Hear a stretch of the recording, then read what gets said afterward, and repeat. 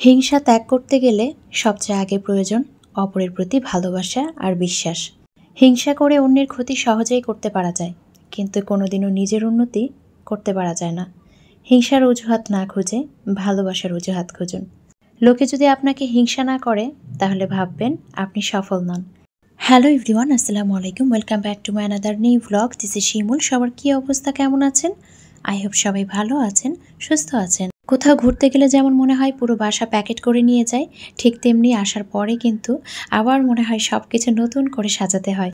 তো প্রত্যেকটা ফার্নিচারে এত পরিমাণে ধুলা ছিল, তো ভাবলাম সব কিছু আগে ঝেড়ে ঝুড়ে তারপরে ফার্নিচারগুলো ক্লিন করে ফেলবো।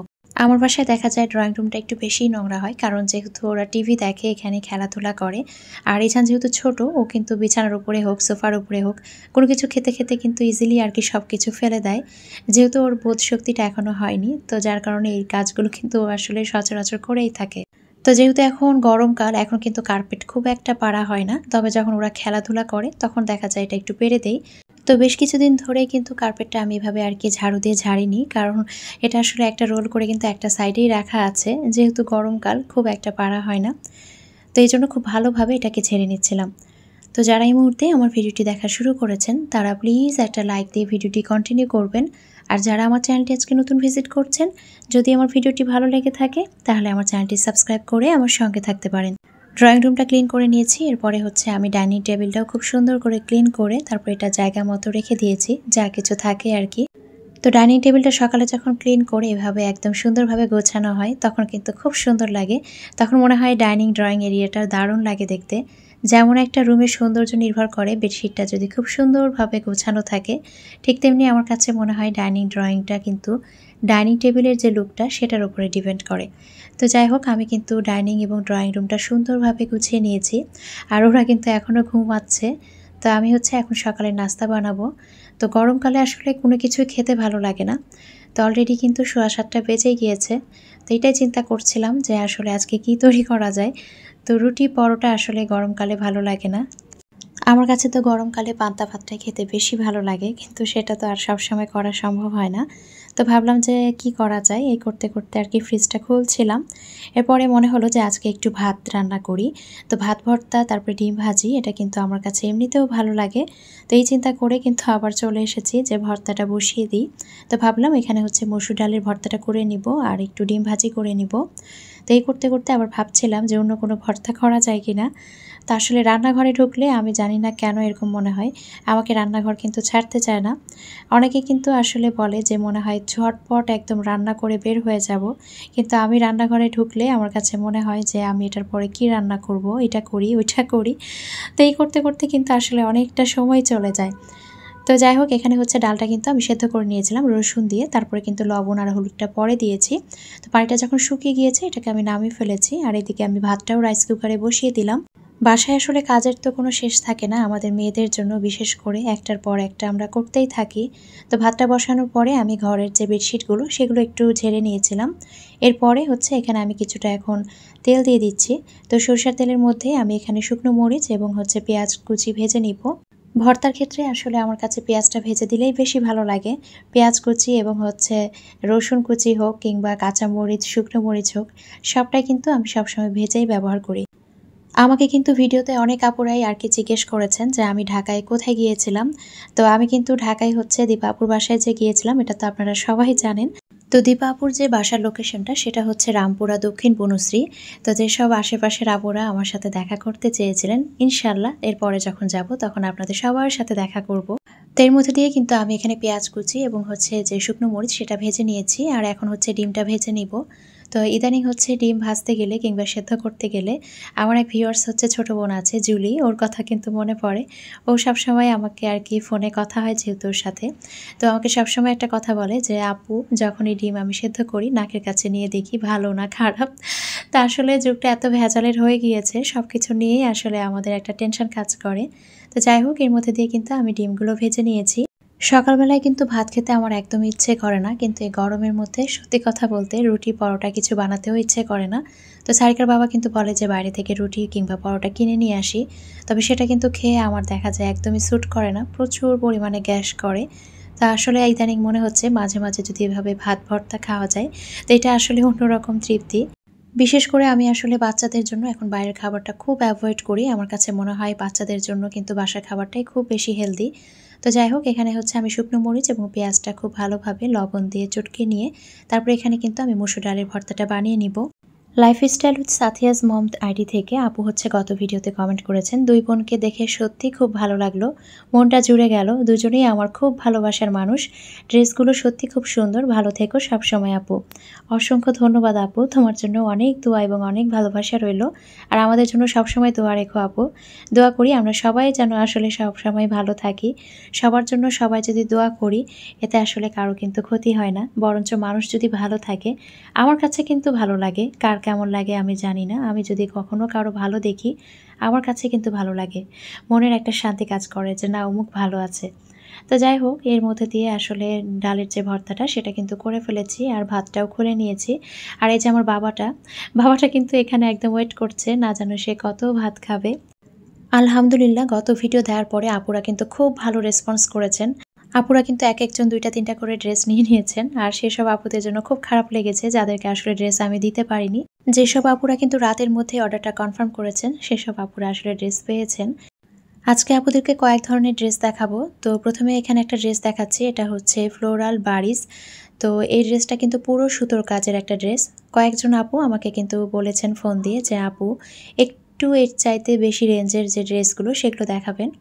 তো এখানে হচ্ছে যেটা দেখাচ্ছি আপাতত সেটা হচ্ছে পুরোটার সামনে কিন্তু এভাবে এমব্রয়ডারি হবে, দেখেন খুব সুন্দর করে কিন্তু এখানে এমব্রয়ডারি ওয়ার্ক করা আছে।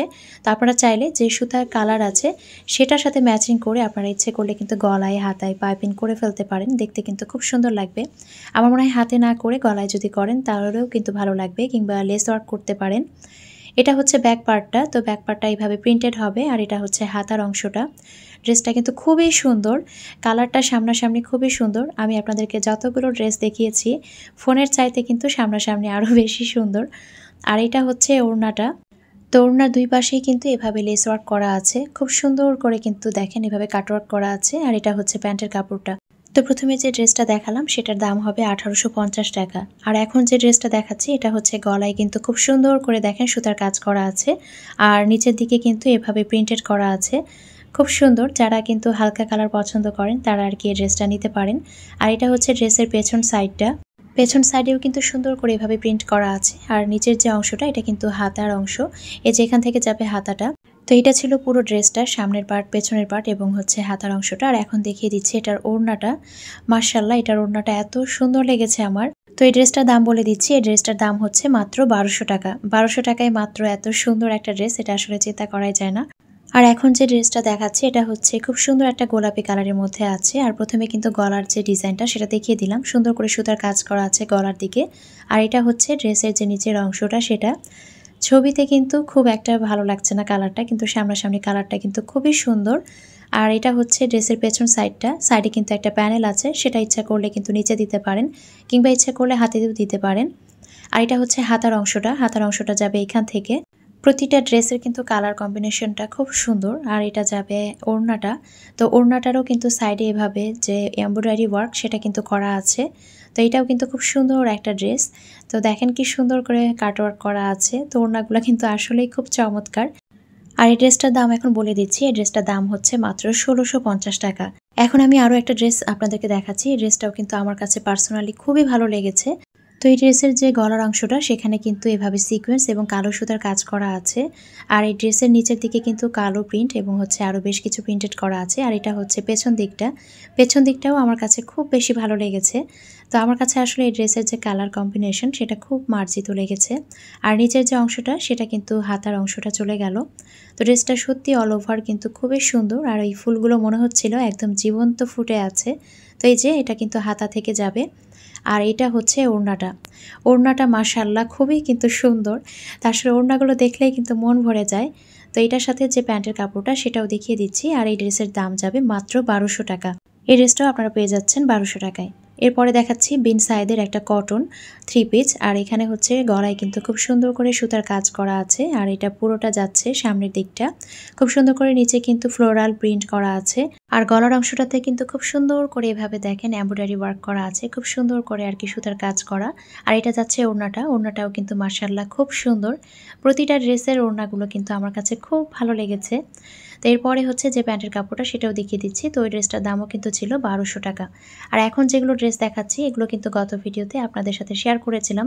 তো যেসব আপুরা আর কি পাননি, তো 2টা ড্রেস কিন্তু স্টক আউট হয়ে গিয়েছে। আর এখন যে 4টা ড্রেস আমি দেখাবো, এই 4টা ড্রেস কিন্তু আমি রিস্টক করেছি। তো কয়েক পিস করেই মাত্র আছে, যেসব আপুরা নিতে চান ঝটপট কিন্তু অর্ডারটা কনফার্ম করবেন। আর এখন যে ড্রেসগুলো আমি দেখাচ্ছি প্রত্যেকটা ড্রেসের দাম কিন্তু হবে 1050 টাকা।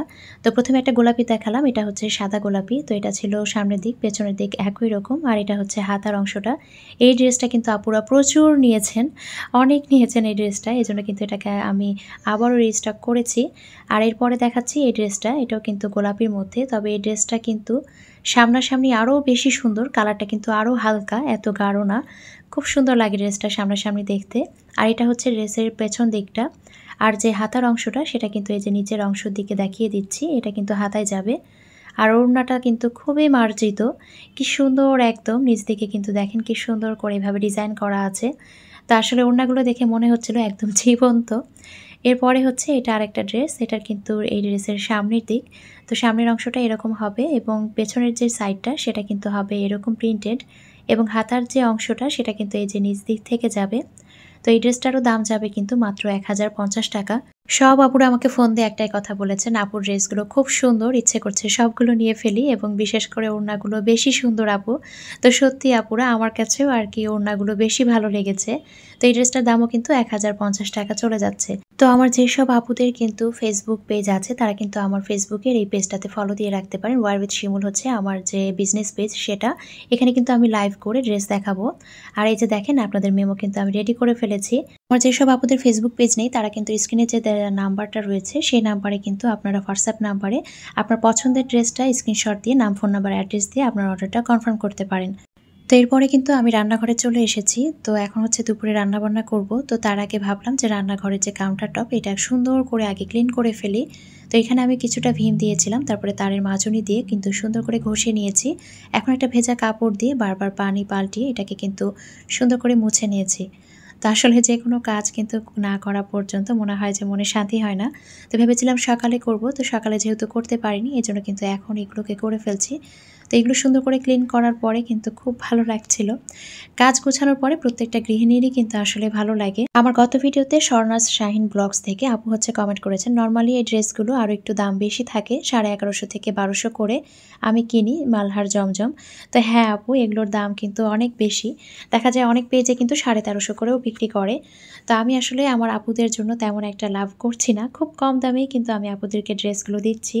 তো এই জন্যই কিন্তু আপুরা গত ভিডিওতে আসলে অনেক ড্রেস পারচেস করেছে, আলহামদুলিল্লাহ। আমি চাই আপনাদের সাথে সততার সাথে বিজনেসটা করে যেতে, যাতে করে আমার আপুরা আমার কাছ থেকে ড্রেসগুলো নিতে পারে এবং হচ্ছে আমাকে ভালোবাসা দিয়ে সবসময় মনে রাখে। সবাইকেই বলছি, সব আপুরা আমার জন্য দোয়া রাখবেন, আমি যেন হচ্ছে আমার যে মনের আশাটা সেটা যেন আমি পূরণ করতে পারি, আপনাদের কাছ থেকে যেন আমি এই ভালোবাসাটা সবসময় পেয়ে যাই। তো এখানে তেলাপিয়া মাছ নিয়ে আসা হয়েছিল, তো সেগুলোই কিন্তু এখানে বক্সে আমি ঢেলে নিচ্ছি। একটা সময় তেলাপিয়া মাছ এত বেশি খেয়েছি যে আসলে কি বলবো, এখন তেমন একটা খেতে ইচ্ছে করে না, কিন্তু আমি কিন্তু তেলাপিয়া মাছ খুব বেশি পছন্দ করি। আসলে বলতে পারেন যে মাছে কাঁটা কম সেই মাছগুলোই কিন্তু আমি পছন্দ করি। আমি কিন্তু কাঁটাওয়ালা মাছ আসলে খেতে পারি না। তো যাই হোক, আমি কিন্তু মাছগুলো রেখে দিয়েছি। আর আজকে দুপুরে চিন্তা করেছি কোনো মাছ মাংস রান্না করব না, একদম সাদামাটা কিছু রান্না করব। তো এখানে ধুন্দুল কেটে নিয়েছি। তো ধুন্দুল কিন্তু আমি খুব পছন্দ করি, ধুন্দুল আমার বাসায় আমার বাবা আমি বেশ পছন্দ করি। এবং এই পাশে কিন্তু সজনার যে ডাঁটা সেটাকেও কিন্তু আর কি আমার বাসায় যে কাজ করেন ওই আপা ছিলে দিয়েছেন। তো সজনা ডাঁটা দিয়ে আলু দিয়ে রান্না করব। তো প্রথমে এখানে আমি আদা, রসুন, পেঁয়াজ এবং জিরার পেস্ট দিয়েছি, এরপরে হলুদের গুঁড়া এবং লবণ, আর হচ্ছে এখানে আমি কিছুটা মরিচের যে ফালি সেটা দিয়ে দিব, আর কিছুটা পেঁয়াজ কুচি দিব। যখন আমি ঢাকা গিয়েছিলাম তখন আমার এক ভালোবাসার আপু আশা আপু আমাকে ফোন দিয়েছিল যে শিমুল তুমি আমার বাসায় আসো, আমি জানি না যে তুমি এসেছো, আমি খুব অসুস্থ, তুমি যদি আমার বাসায় আসতে আমি তোমাকে বলতাম যে তুমি আমাকে একটু সজনা রান্না করে দাও, তোমার হাতের আমি সজনা রান্নাটা খেতাম। তো আপু এত বেশি অসুস্থ যে আপু আসলে নিজে যে খাওয়া দাওয়াটা সেটাও করতে পারছে না। তো আপুর এই কথাটা শুনে আমার এত বেশি খারাপ লেগেছে। তো আমি আপুকে বলছিলাম যে, "আপু আমি তো আজকে চলে যাচ্ছি। যদি আমি আগে জানতাম অবশ্যই তোমাকে আমি সজনে রান্না করে খাওয়াতাম।" তো সত্যি আমি তোমার জন্য মন থেকে দোয়া করি আপু। আল্লাহ যেন তোমাকে দ্রুত সুস্থ করে দেয়। তো এরপরে হচ্ছে আমি এখানে ধুন্দুল যে ভাজিটা সেটা করে ফেলবো। তার জন্য কিন্তু এখানে আমি পেঁয়াজ কুচি, মরিচ ফালি এবং লবণ হলুদ দিয়ে দিব। এরপরে আমি এখানে ধুন্দুলটা দিয়ে দিব। ধুন্দুল ভাজিটা খেতে সত্যি খুব ভালো লাগে আর তার সাথে যদি ডাল থাকে তাহলে আরও বেশি ভালো লাগে। লেবু দিয়ে খেতে বিশেষ করে আরও মজা লাগে। তো যাই হোক আসলে আমি যেভাবে খেতে পছন্দ করি সেটাই আপনাদের সাথে একটু শেয়ার করলাম। তো এখানে হচ্ছে আমি কিন্তু পেঁয়াজ, মরিচ এবং লবণ হলুদ দেওয়ার পরে নেড়ে চেড়ে এখানে আমি ধুন্দুলগুলো দিয়ে দিলাম। তো কয়েকটা ধুন্দুল পড়ে গিয়েছিল, তো সেগুলো আবারও পানি দিয়ে ধুয়ে আমি এখানে দিয়ে দিচ্ছি। দেখতে মনে হচ্ছে অনেকগুলো ধুন্দুল, কিন্তু আসলে এটা রান্না করার পরে কিন্তু একদমই অল্প হয়ে যায়। বিশেষ করে এটা রান্না করতে গিয়ে যে পরিমাণে পানি বের হয়, আর আসলে এই পানি বের হওয়ার ভয়ে কিন্তু আমার মা এটা রান্না করতে চায় না। অন্য সাইডে যে সজনে আলুটা বসিয়েছিলাম সেটাও কিন্তু প্রায় হয়ে এসেছে। আমার সংসার জীবনের প্রথম দিকে যখন আমি সজনে রান্না করতাম তখন কিন্তু এত পরিমাণে পানি দিতাম যে এগুলো কিন্তু ভেঙে যেত। তো আসলে তখন বুঝতাম না, মনে করতাম সেদ্ধ হতে অনেক সময় লাগবে, কিন্তু এখন কিন্তু এটা বুঝে ফেলেছি। তো এইভাবে সজনাগুলো কিন্তু যখন আস্ত থাকে তখনই খেতে ভালো লাগে। তো এখন এটাকে আমি তেলে দিয়ে দিব, এজন্য রসুন কুচি এবং পেঁয়াজ কুচি দিয়ে দিচ্ছি। এখানে আমি কোনো মরিচ দিচ্ছি না, কারণ মরিচের পরিমাণটা আমি প্রথমে বেশি দিয়ে নিয়েছিলাম। তো পেঁয়াজ মরিচটাকে খুব ভালোভাবে ভেজে এরপরে এখানে আমি কিন্তু সজনা এবং আলুটা দিয়ে দিব। সজনা দিয়ে ডাল খেতেও কিন্তু ভীষণ মজা লাগে। তো সজনাটা আসলে ভালো লাগে ডাল দিয়ে, আবার দেখা যায় এভাবে রান্না করার পরও যদি ডাল দিয়ে খাওয়া যায় সেটাও কিন্তু ভালো লাগে। তো এখন আমি এটাকে খুব ভালোভাবে নেড়ে চেড়ে তারপর এটাকে নামিয়ে ফেলবো, আর এটা কিন্তু হয়েও গিয়েছে। তো সজনাটা খুব টেস্ট ছিল। কিছু কিছু সজনা রান্না করার পরে কিন্তু বেশি টেস্ট হয়, আর কিছু কিছু সজনা দেখা যায় রান্না করার পরে তেমন কিন্তু একটা খেতে ভালো লাগে না। তো আসলে মনে হয় টেস্ট নির্ভর করে একটা। তো যাই হোক এখানে হচ্ছে সজনাটা নামিয়ে ফেলেছি, আর হচ্ছে অন্য সাইডে যে ধুন্দুলটা করছিলাম সেটাও কিন্তু প্রায় হয়ে গিয়েছে, তো সেটাকেও নামিয়ে ফেলবো। সারিকা দেখা যায় ডাঁটা রান্না করি কিংবা সজনে রান্না করি এমনি এমনি কিন্তু এগুলোকে আর কি চিবিয়ে চিবিয়ে খায়, তার নাকি খুব ভালো লাগে। এখন হচ্ছে আমি ডালটা বসিয়ে দিচ্ছি। তো এখানে আমি প্রথমে রসুন কুচি, পেঁয়াজ কুচি, তারপর হচ্ছে মরিচ ফালি এবং লবণ আর হলুদ দিয়েছি। দিয়ে খুব ভালোভাবে কিন্তু এটাকে মিক্স করে নিলাম। এখন হচ্ছে এটাকে কিন্তু আমি সিটি উঠিয়ে নিব কয়েকটা। আর এদিকে কিন্তু দেখেন যে ধুন্দুলের যে পানিটা সেটাও কিন্তু প্রায় একদম শুকিয়ে এসেছে। তো ধুন্দুল ভাজিটাও আমি এখন নামিয়ে ফেলবো। ইছান এখানে পাশে কিন্তু মাঠার যে বোতল আড়ঙের সেটা আর কি রেখে গিয়েছে। তো ওরা দুই ভাই বোন কিন্তু মাঠাটা খেতে খুব পছন্দ করে। বিশেষ করে সারিকা কিন্তু আড়ঙের জুস এবং হচ্ছে মাঠা এগুলো খেতে বেশি ভালোবাসে। এমনি সময় দেখা যায় যে বাচ্চারা কিন্তু রান্নাঘরে তেমন একটা আসে না, কিন্তু আমি যখন রান্না করি দুইজনকে আসতে হয়। আবার এমনটাও হয় দুইজনে এসে এখানে একদম ঝগড়াঝাটি শুরু করে দেয়। তো আসলে বাচ্চারা কিন্তু বাসায় থাকলে ঝগড়া করে, মারামারি করে, আবার খেলাও করে। এটা আসলে প্রত্যেকটা বাসায়ই হয়। সবচাইতে বড় বিষয় হচ্ছে তাদের বিচার করতে করতে কিন্তু দিনের অর্ধেকটা দিনই হয়তোবা পার হয়ে যায়। এখন এখানে ডালটা তেলে দিয়ে নিচ্ছি। তো তার জন্য তেলের মধ্যে রসুন কুচি, পেঁয়াজ কুচি এবং হচ্ছে শুকনো মরিচের ফালি দিয়েছি। এরপর এখানে আমি একটা তেজপাতা দিয়েছিলাম। এরপরে কিন্তু ডালটাকে আমি নামিয়ে ফেলেছি। তো রান্নাবান্না শেষ করে আমি কিন্তু খাবার দাবার একদম টেবিলে দিয়ে দিয়েছি, আর গোসল করে তারপরে খাওয়া দাওয়াটা একসাথে করে নিয়েছি। তো আজকের ভিডিওটি এখানেই শেষ করছি। সবাই ভালো থাকবেন, সুস্থ থাকবেন, আমাদের জন্য দোয়া রাখবেন। দেখা হয়ে যাবে নেক্সট কোনো ভিডিওতে। আল্লাহ হাফেজ।